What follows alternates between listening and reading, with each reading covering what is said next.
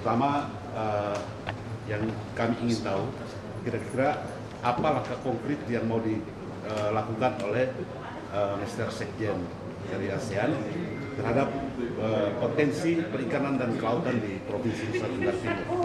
Yang pertama. Yang kedua, pemerintah Provinsi NTT belum lama ini membuat heboh satu dunia ini soal rencana konservasi Pulau Komodo dan Pulau Padar di Kabupaten Manggarai Barat. Seperti apa Mr. Sekjen ASEAN melihat rencana konservasi untuk Taman Nasional Komodo ini di mata ASEAN maupun di mata dunia? Silakan. Dari saya demikian. Terima kasih. Saya pikir Pak Sekjen jawab dulu yang konservasi. Yang ikan saya jawab. Ya, konservasi. Yang dalam pemikiran kita di sini tempat Komodo itu, Sengguru itu ada satu tempat yang unik dan tidak ada di dunia, hanya satu. Jadi perlu untuk konservasi Komodo Dragon itu supaya dia dapat digunakan untuk pariwisata kita. Sebab itu conservation adalah satu aktiviti yang bukan murah, tapi ya lebih mahal untuk dilaksanakan. Sebab itu kita perlu membuat satu rencana yang lebih teliti supaya Komodo Dragon itu adalah satu aset kepada Nusa Tenggara Timur untuk menjadi satu tarikan kepada turis-turis yang benar-benar akan menikmati nilai tambah semua itu. Ada satu perkara yang penting dan sebab itu adalah satu projek yang perlu kita adakan, perlu kita buat dengan teliti dengan memikirkan semua aspek-aspek dalam teman Komodo ini. Jadi sebab itulah kita tidak boleh mengambil satu pendekatan yang dekat, tetapi mesti mendapatkan pendekatan yang lebih panjang dan sustainable dalam mengadakan perkara ini. Apa dukungan ASEAN terhadap pemerintah Provinsi NTT dalam upaya konservasi Taman Nasional Komodo ini? Konservasi adalah satu priority kepada ASEAN. Kita akan, bukan saya akan conserve Komodo Dragon, tapi kita akan conserve semua heritage kita dalam di negara ASEAN, termasuk hutan kita, mangrove kita. Kita akan conserve menjadi satu tarikan kepada bukan sahaja kita, tapi untuk menjaga alam sekitar supaya ikan-ikan, udang-udang kita akan bertumbuh karang dan dapat dimanfaatkan untuk oleh para nelayan dan untuk nilai tambah yang akan datang. Itu yang kita perlukan. Kalau masalah perikanan, ya, saya kira Seychelles telah bekerja sama dengan Kementerian KKP dalam mempromosikan ekonomi biru. Saya sudah jelaskan tadi dalam pertemuan, ya ekonomi biru itu tidak hanya berbicara soal konservasi semata-mata, tapi ekonomi biru itu adalah lebih kepada mengangkat nilai ekonomi dari laut sehingga memberikan nilai tambah. Nah, salah satu caranya adalah mengurangi dan membatasi penangkapan ikan. Jadi namanya responsible fishery, penangkapan ikan yang berkelanjutan. Nah, dalam penangkapan ikan berkelanjutan itu ada kuota, ada ukuran yang ditetapkan.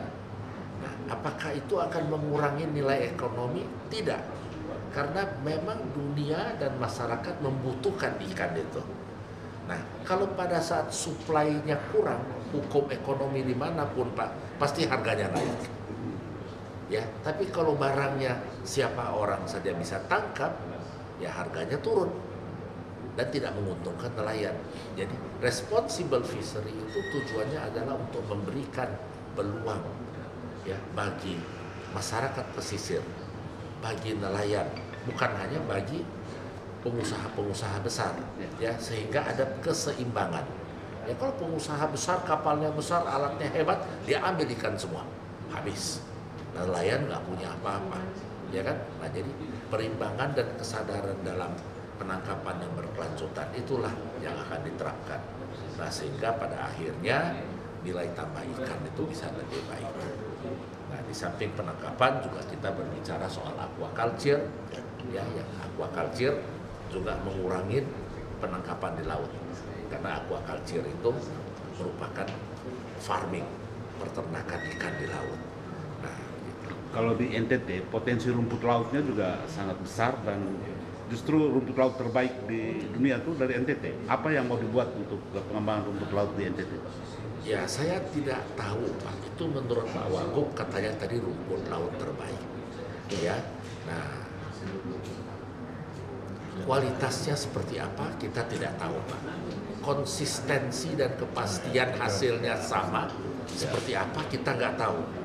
Satu gugusan rumput laut yang terbaik, tapi belum tentu semua petani punya rumput laut dengan jenis yang sama, cara tanam yang sama, cara panen yang sama dengan kualitas yang sama.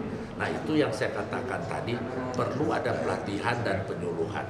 Nah, ini mungkin tema yang kita bicarakan tadi.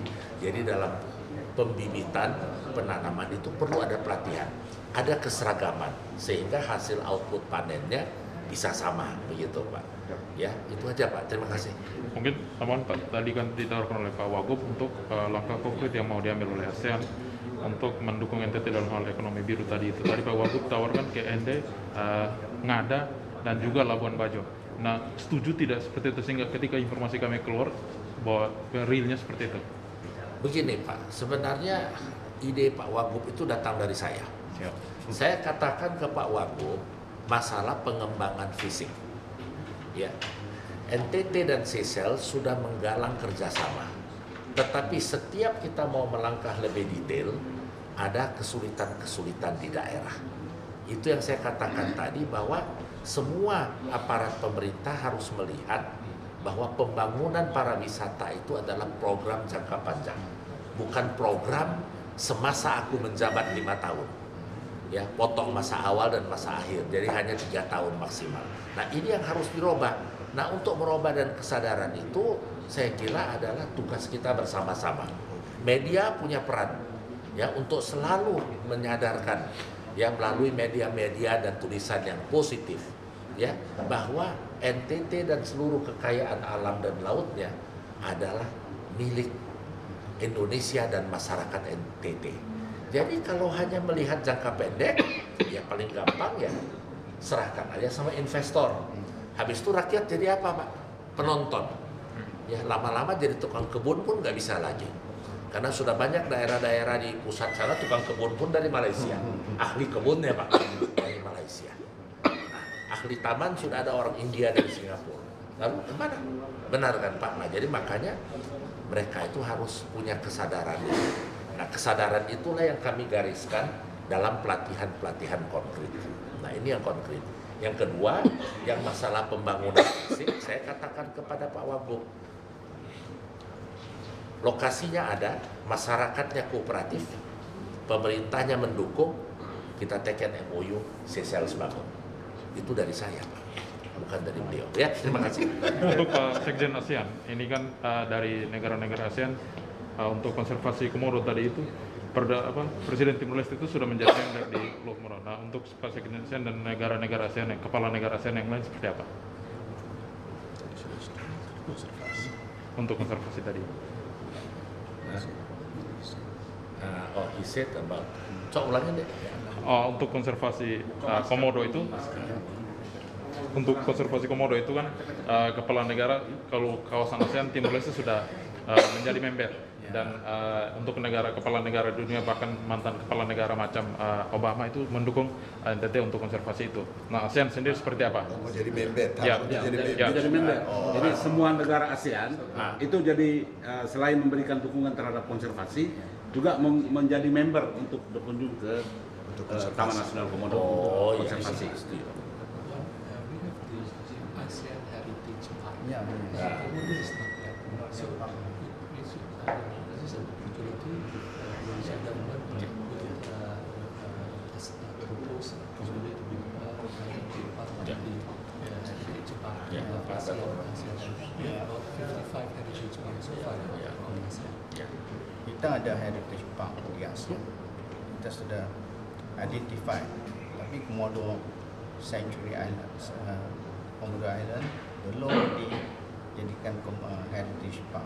Jadi inilah terpulang kepada negara Indonesia untuk menamakan Komodo Island itu satu sanctuary ataupun satu heritage park. Dengan adanya itu kita akan dapat mengkonservasi kawasan ini dengan lebih teratur dan teliti dalam bentuk ASEAN as a whole. Jadi kita ada 55, dengan adanya Komodo akan menjadi 56. Jadi cara ini adalah cara yang baik. Kita akan conserve kawasan itu secara ASEAN as a whole dan juga entiti sebagai tuan rumah. Heritage, Ya. not just heritage. Cukup ya? Cukup. Terima kasih Yohan. Okay.